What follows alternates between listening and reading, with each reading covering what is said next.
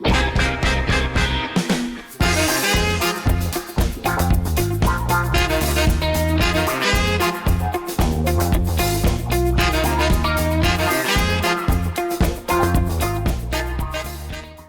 back to the channel, guys. Today we are making the most delicious, sweet and spicy, falling off the bone Kansas spare ribs. Man, I cannot tell you how delicious this recipe is because I've been making it for some time now and it is so good. I mean, that falling off that bone experience when it comes to ribs is something everybody loves. That spiciness with that sticky ribs is so amazing, and today I'm going to show you that technique as well as that flavor profile to execute the best spare ribs at home. So let's get to it. So today I have a pork spare ribs. I mean, you can use beef, really doesn't matter. The same recipe applies. I mean, I like pork ribs because it has tons more meat, depends on the cut. This is spare ribs. You get baby back ribs as well, which is also really good.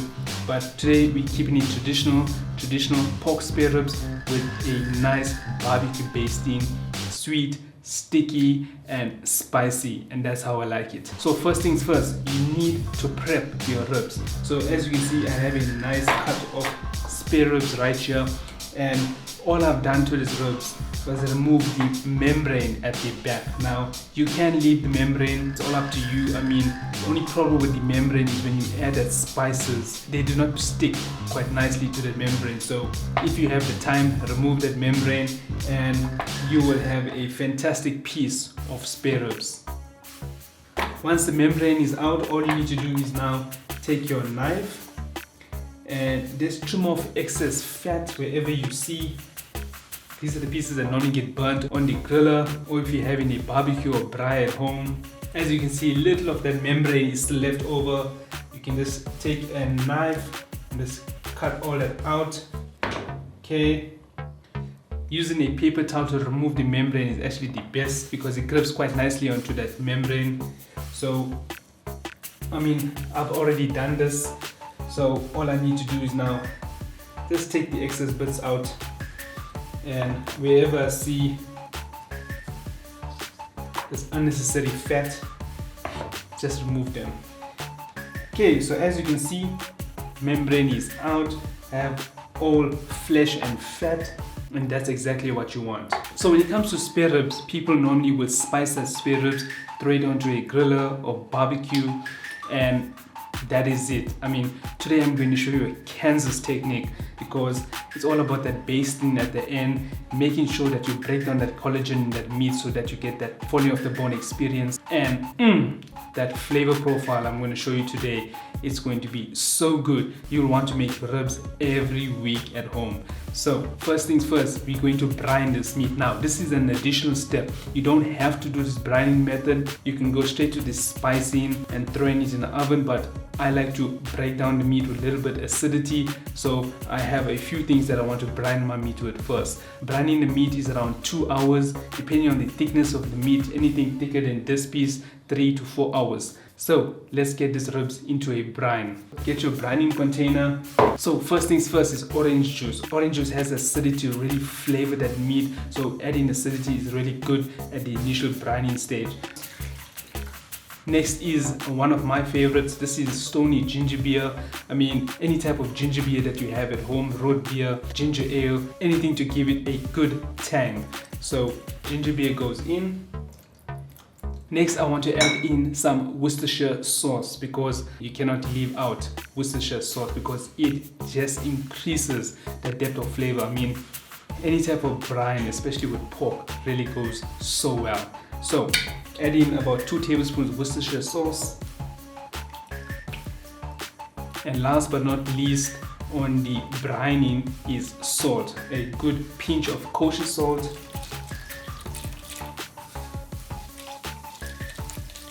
And that is it. I mean, brining made really easy at home. So let's throw in that spare ribs.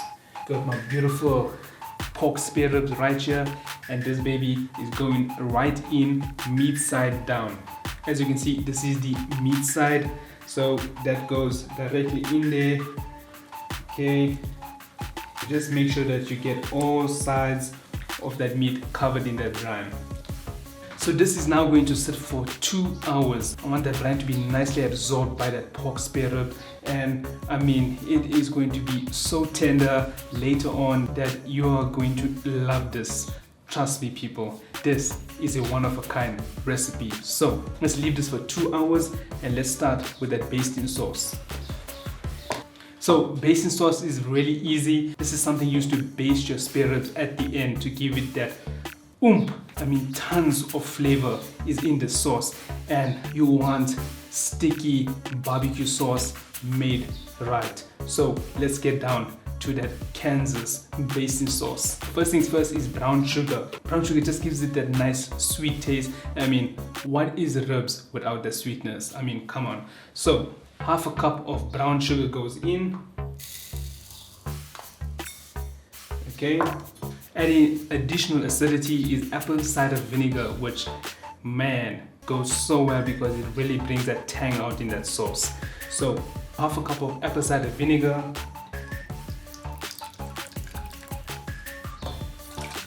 Then we have 2 cups of ketchup or tomato sauce. Now we're going to add in a dash of honey just to give it that nice stickiness. I would say about 2 tablespoons, 3, 4. I mean, it all depends on how sticky you want your ribs. And now for some spices. So here we have 1 tablespoon of onion powder, 1 tablespoon of garlic powder,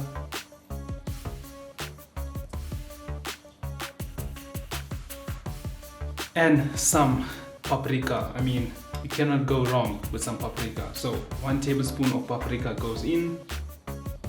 And this is smoked paprika, so it also gives that sauce a nice smoky taste to it. I mean, just takes it up a notch. We also need 1 tablespoon of salt. So here is some kosher salt going in. Okay, that's 1 tablespoon right there. And last but not least, to end off that awesome basting sauce is 1 tablespoon of Worcestershire sauce. So, and that is it. All you need to do now is turn on the heat and let's get that whisk. So really simple, not too high on the heat. As you can see, beautiful sauce. All you need to do is just mix it in. Get it on the heat. Just give it a good mix until everything is nicely incorporated, and then you let this simmer for around 15 minutes on low heat. If you want to take this up a notch and give it a little bit kick, cayenne pepper is a must. So let's add in some cayenne pepper to give it a nice kick. Because I mean, you cannot only have sweet ribs, you need to have a little bit of that chili. So 1 tablespoon of cayenne pepper goes in. Give that a good mix. Turn back on your heat. Okay, get that on the stove. Just mix until your sauce is nice and thick. So while that is getting a good simmer, let's talk about that rub. The rub is so important because that is where the flavor sits on the spare ribs. I mean, nobody wants to eat bland spare ribs. You need some salt, you need some pepper, and you need some good spices to go with that. And that's what gives it ultimately that flavor right down to the bone. So let's talk about that spice rub. In the description below, you will see the complete list of ingredients used for that spice rub. It is so simple and so easy to make. I have one made right here. Making one batch will last you probably 5 to 6 spare ribs. So I'm going to reuse the spice, but I'm going to transfer it into a nice shaker. Just make sure you keep your eye on that sauce, do not burn it. So in this spice, you will find really simple spices. Firstly, you got your salt, pepper, brown sugar, mustard powder, cayenne pepper, garlic powder, onion powder, cumin, and some paprika. I mean, it is so simple. So find that dry rub down in the description with the exact amounts to use. So you will have a perfect spice rub every time. You can use this on beef, you can use this on pork. It really doesn't matter. It is so good. Let's have a quick taste, shall we?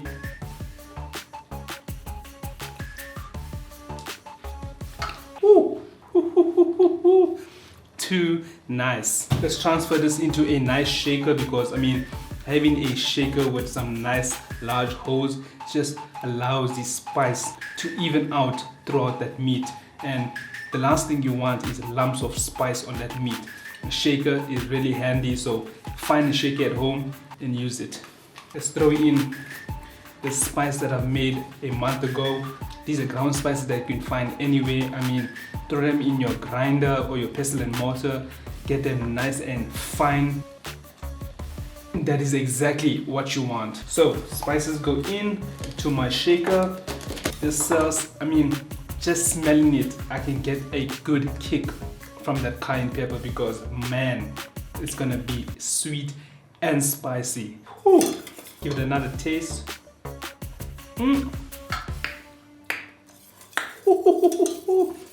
Beautiful.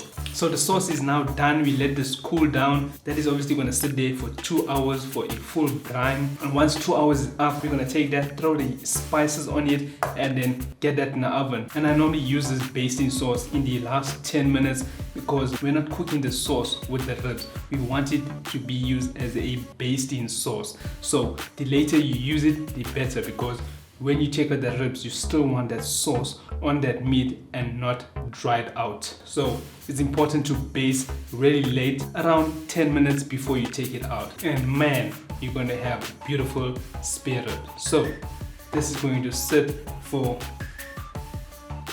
about another hour and a half, and I will see you shortly. Smells so good.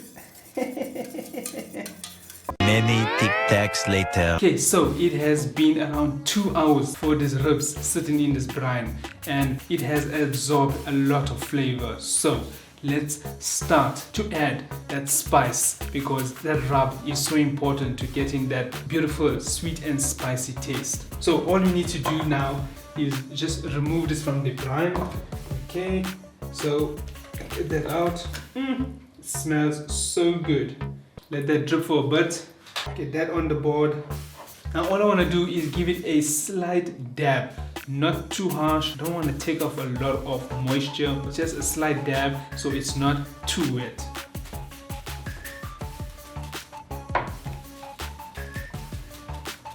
And this piece that I have in the back, I'm just want to take it out. As you can see, kind of a flappy piece that's really not required. So I mean, you can take it out. It just prevents the spare ribs from getting burnt on that one side and allows the spare ribs to have an even cook all the way through. So get this flappy part off.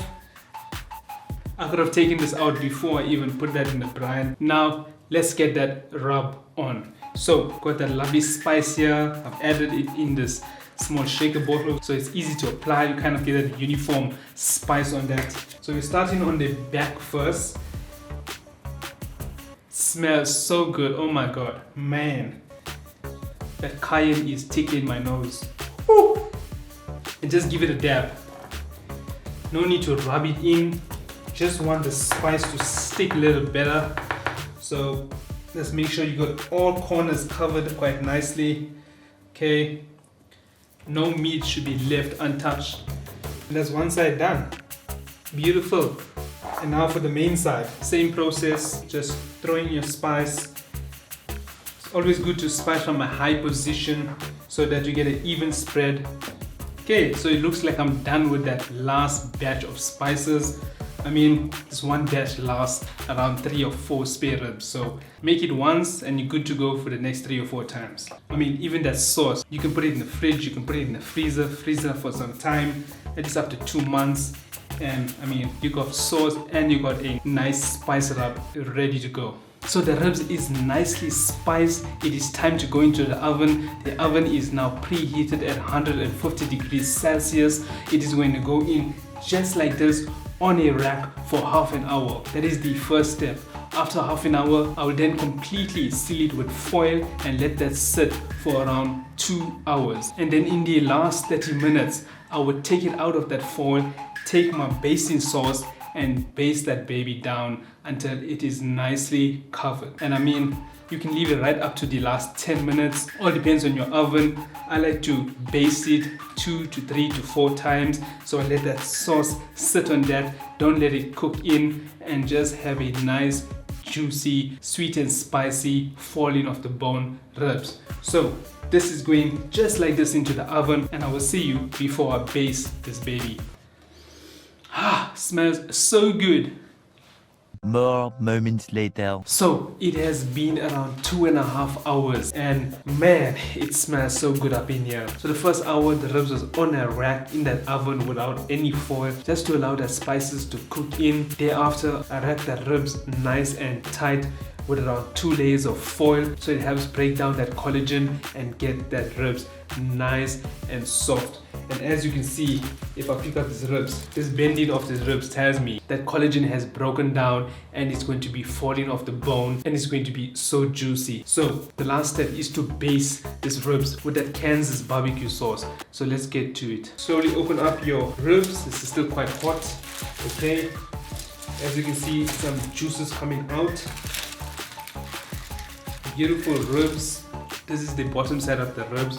So I'm going to start basting this and then baste the other side. Once it's in the oven, I'm going to baste it at least 3 or 4 times, turning the ribs for the last 30 minutes. If you want to go extra basting, by all means, go for it.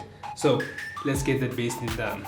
So all you want to do now is get that beautiful sauce that you made earlier. One more good mix. Then get yourself a brush and start basting. Make sure you get all sides of that meat covered, even the bones. You want that sauce to baste an entire rack of ribs. I'm leaving this in the foil because once it's in the oven, the juices are going to fall down. So I'm just using the foil now to hold those juices in. Okay, beautiful. And then on to the other side. So nice and slow. Make sure you handle with care because these ribs are so tender they can break off the bone quite easily. So just a quick turn. Woo! Oh my god. Okay, and now to baste the other side. Same process.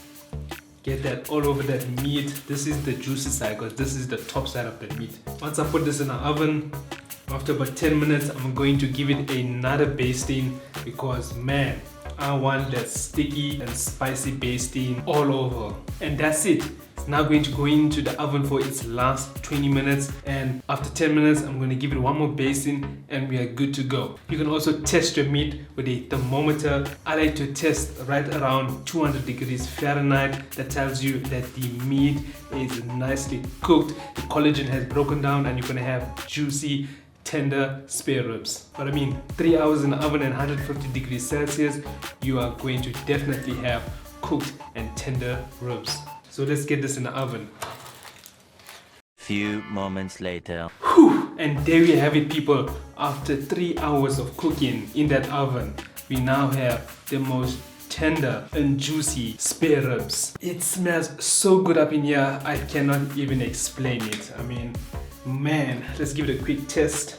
So temperature is perfect. I mean, if you don't have a thermometer, the best way to check your ribs is by just picking it up. I mean, look at that. When you see ribs bending like that, you know it's going to be tender and juicy, falling off the bone. So, oh my god, this, people, it's so good. I mean, that sauce. So before we cut into this, let's recap. The first thing we had to do is obviously prep that ribs. Take out the membrane, add it to a brine, which is an optional step. You can completely cut that out. Go right into the spice rub, throw it in the oven, straight onto a rack, and let that spices cook in for about an hour. Then cover it up nice and tight with foil. Leave that for additional 1.5 hours so that moisture inside actually breaks down that collagen and cooks that ribs through, making sure you have that falling off the bone experience. And then the last 30 minutes we leave for basting that ribs. I mean, basting it on both sides, giving it a good turn, gets this ribs nice and juicy. I mean, just look at this, people. It is looking beautiful. I mean, man. Anyways, it's time to taste this baby. Let's cut through these ribs and see what we have. Okay, you just grab at the bone.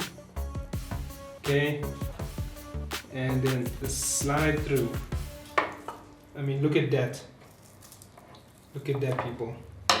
I mean, man, it just breaks so easily. And this is what I'm talking about, is juicy meat. I mean, let's have a taste, shall we?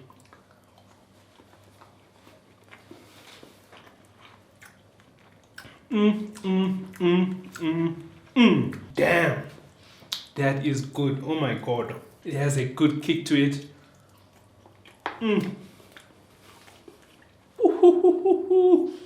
Get down and dirty.